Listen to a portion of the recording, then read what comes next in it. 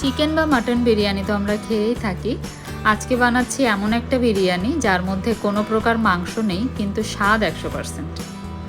রান্না করছি নিরামিষ বিরিয়ানি, খুবই সহজ আর ঘরোয়া উপকরণ দিয়ে। প্রথমে কয়েকটা সয়াবিন হালকা গরম জলে দিয়ে নেড়েচেড়ে জল ঝরিয়ে নিয়েছি। এরপর ওই সয়াবিনগুলো হালকা তেলে লবণ আর হলুদ দিয়ে ভেজে নেব। এরপরে ভেজে নিচ্ছি আগে থেকেই কেটে ধুয়ে রাখা আলুগুলো। আলু ভাজতে ভাজতে আমি বিরিয়ানির জন্য চালটাও রেডি করে নিচ্ছি। এভাবেই কিছুক্ষণ রেখে দিব। এর মধ্যে আলু ভাজাও হয়ে গেছে। এরপরে ভেজে নিচ্ছি কয়েকটা কাজু বাদাম। এবার একটা পাত্রে একটু বেশি পরিমাণ জলে দিয়ে দিলাম তেজপাতা, গোটা গরম মশলা আর একটু সাদা তেল, এতে ভাতটা ঝরঝরে হবে। দিয়ে দিচ্ছি ভিজিয়ে রাখা বাসমতি চাল। এবার একটা মশলা তৈরি করে নেব। নিলাম টক দই, হলুদ, জিরা মরিচের গুঁড়ো, লবণ পরিমাণ মতো, জিরা আদা কাঁচামরিচ বাটা, শুকনো মরিচের গুঁড়ো আর বিরিয়ানির মশলা। এভাবে সব কিছু একসাথে ভালোভাবে পেস্ট তৈরি করে নেব। এদিকে চালও সিদ্ধ হয়ে গেছে। এরপরে জলটা ঝরিয়ে নিচ্ছি। এখানে পনির নিয়ে কয়েকটা টুকরা করে একটু সময় নিয়ে ভেজে নিচ্ছি।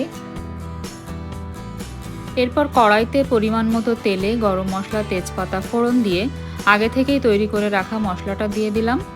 এবার এই মশলাতেই আমি আলু আর সয়াবিনটা দিয়ে ভালোভাবে কষিয়ে নেব, যাতে মশলাটা আলু সয়াবিনের গায়ে খুব ভালোভাবে মিশে যায়।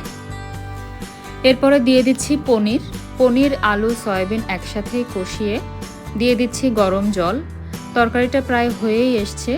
এখানে চিনি অ্যাড করেছি স্বাদটা অ্যাডজাস্ট করার জন্য। সবশেষে একটু গরম মশলা গুঁড়ো অ্যাড করে অল্প আঁচে রেখে দিলেই তরকারিটা একদমই রেডি। এরপরে একটা হাঁড়িতে সামান্য ঘি মাখিয়ে নিচ্ছি। এবার প্রথমে ভাতের একটা পাতলা লেয়ার তৈরি করে নেব।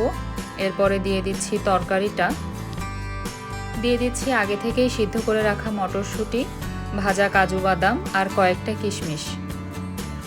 এভাবে একইভাবে ভাত আর তরকারির 2-3টা লেয়ার তৈরি করে নিয়েছি।